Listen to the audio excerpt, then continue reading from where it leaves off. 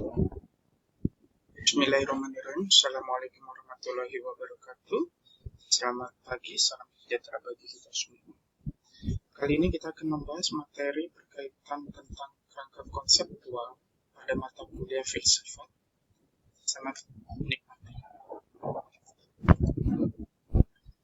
Kerangka konseptual adalah kristalisasi dari berpikir deduktif induktif yang nantinya perlu diverifikasi. Kerangka konseptual adalah hubungan antar konsep, sehingga memiliki makna yang menjadi persoalan penelitian, atau jawaban masalah dan penyebab masalah serta konsekuensi dari persoalan. Konsep adalah variabel dalam penelitian, artinya harus dinyatakan dalam kejelasan konsep, manfaat konsep, kelangsungan konsep, dan parameter. Jadinya, di dalam kita melakukan sebuah penelitian, baik penelitian apapun itu, jangan sampai tertinggal bahwasanya adanya kerangka konseptual sebagai acuan kita di dalam proses berpikir. Karena dari proses berpikir deduktif dan induktif yang dimana ketika kita melakukan sebuah penelitian dengan menyusun kerangka konseptual, maka perlu diverifikasi, artinya melakukan telaah atau melakukan penelitian. Konseptualisasi adalah sistematika, langkah atau prosedur yang diikuti dalam menyusun kerangka konsep yang baik. Masalah penelitian dapat dinyatakan dalam kalimat atau proposisi, dalam pernyataan kuantitatif, kualitatif, menurut dimensi waktu dan tempat. Jadinya, ketika kita ingin melakukan sebuah penelitian, kerangka konseptualisasi itu bisa dinyatakan di dalam kuantitatif atau melakukan perhitungan dengan rumus-rumus, atau kualitatif dengan melakukan deskripsi seperti FGD atau wawancara mendalam. Kerangka konseptual. Beberapa pokok aliran sebelum menyusun kerangka konseptual ialah pengertian teori, prinsip, kaidah dari tinjauan pustaka yang relevan, atau hasil deduktif dan induktif. Maka dari hasil temuan tersebut dinyatakan sebagai konsep, variabel, parameter, dan atribut. Ketika kita melakukan penelitian, sebelum kita membuat sebuah kerangka konseptual, maka kita harus mengetahui dulu sebuah teori. Teori apa yang kita kaji, ataupun apa yang kita ingin melakukan sebuah penelitian, maka dicari teorinya. Misal, saya ingin melakukan sebuah penelitian tentang bahaya merokok. Berarti teori yang harus kita kaji itu adalah sebuah perilaku merokok, ya. Terus penyebab penyakit dari merokok itu sendiri, teori rokok, dan lain-lain. Jadi dasar atau konotasi ilmu. Yang pertama, sebagai aktivitas dari intelektual, logika kognitif, dan penelitian yang mengarah tujuan tertentu. Jadinya, ketika kita melakukan sebuah penelitian itu harus bersifat logika kognitif. Jadinya logika yang ada di dalam setiap pemikiran, ya, terutama dari segi intelektualnya juga, dan mengarah pada tujuan tertentu. Artinya tujuan dari kita melakukan sebuah penelitian itu apa. Kemudian yang kedua, sebagai metode ilmiah atau prosedur penelitian. Dan yang ketiga, yang terakhir, sebagai kumpulan pengetahuan. Jadinya ketika kita melakukan sebuah penelitian untuk mencapai sebuah teori yang baru misalnya atau terbarukan, itu harus memiliki beberapa macam konsep. Jadinya untuk meningkatkan sebuah pengetahuan itu kita harus mendapatkan beberapa konsep. Misal seperti tadi kita melakukan sebuah penelitian tentang bahaya rokok misalnya. Yang jelas itu adalah arti dari rokok itu sendiri, pertama terus perilaku merokok dan lain-lain. Tujuan ilmu yang pertama untuk mengendalikan alam dan kadang-kadang memahami alam.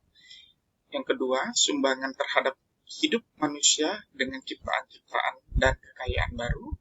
Ketiga, menemukan apa yang benar mengenai dunia dan ukuran apakah benar terhadap sebuah fakta. Yang keempat, menjelaskan fenomena dunia, pengalaman, menjawab pernyataan mengapa dari pada pertanyaan apa. Hal ini dikonsekuensikan dalam sebuah penelitian. Jadinya, ketika kita melakukan sebuah penelitian itu harus menggunakan kerangka konseptual. Nah, dalam kita melakukan penelitian itu menjelaskan tidak pernah menggunakan apa, tapi memberikan menjawab sebuah pertanyaan gitu. Seperti ini kalau tujuannya.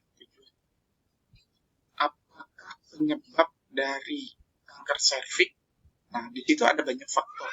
Mungkin dari segi usia, perilaku buruk tentang seksual, obat-obatan, dan lain-lain. Itu kita cari fenomenanya.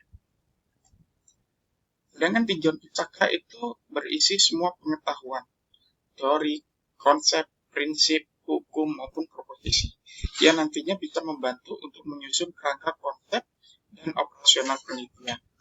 Temuan hasil penelitian yang telah ada sangat membantu dan mempermudah penelitian membuat kerangka konseptual. Jadinya, ketika kita melakukan sebuah penelitian, kita untuk saat ini itu terbantukan oleh penelitian sebelumnya.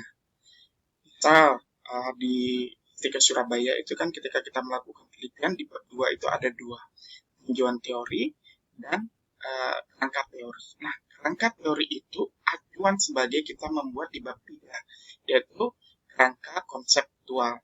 Artinya, kerangka teori itu kita dapatkan dari penelitian terdahulu. Seperti salah satunya di dalam epidemiologi perilaku itu sekitar ada 20-an perubahan ya, epidemiologi perilaku. Salah satunya yang sering kita gunakan itu adalah teorinya present. Insya Allah, teori tersebut adalah bagian dari kerangka teori yang telah ditemukan sebelum kita dan itu sebagai kemudahan bagi peneliti selanjutnya. Kerangka konseptual memberikan gambaran dan mengarah asumsi mengenai variabel-variabel yang akan diteliti. Kerangka konseptual memberikan petunjuk kepada peneliti di dalam merumuskan masalah penelitian.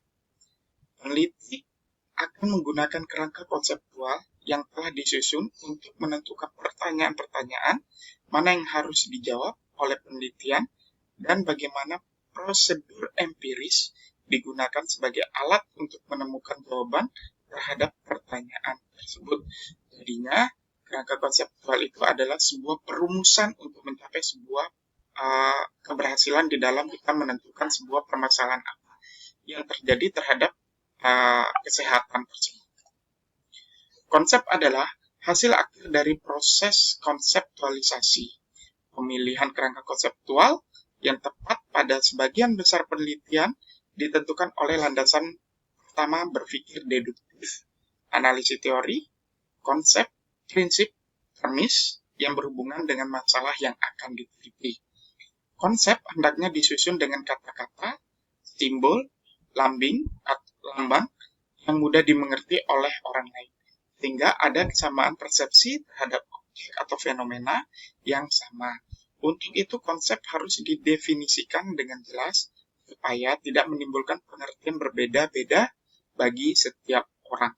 Jadinya, ketika kita melakukan sebuah penelitian ataupun mencapai sebuah konseptualisasi, kita harus menentukan dulu konsep dari apa yang kita kaji atau kita melakukan sebuah penelitian apa yang harus kita lakukan. Kriteria yang harus dimiliki oleh sebuah konsep meliputi clarity atau kejelasan konsep terkait esensi dan hakikat sebuah konsep. Ini harus ada ya, sebuah kejelasan di dalam konsep yang kita akan teliti. Kemudian yang kedua bersifat observability, dapat diamati atau ditangkap oleh indera. Nah, ketika kita ingin melakukan sebuah penelitian itu diwajibkan atau diharuskan yang dapat dicerna atau yang dapat diamati oleh panca indera kita. Yang ketiga, komplit, kelengkapan konsep, jadinya perlu di dalam kita melakukan sebuah penelitian. Jadinya, yang tadi setelah saya bicarakan bahwasanya untuk mendapatkan sebuah teori yang bagus, itu harus mendapatkan sebuah konsep-konsep yang lugas. Artinya, semakin banyak konsep, maka teori itu semakin kuat. Kemudian yang keempat adalah usefulness, kegunaan sebuah konsep.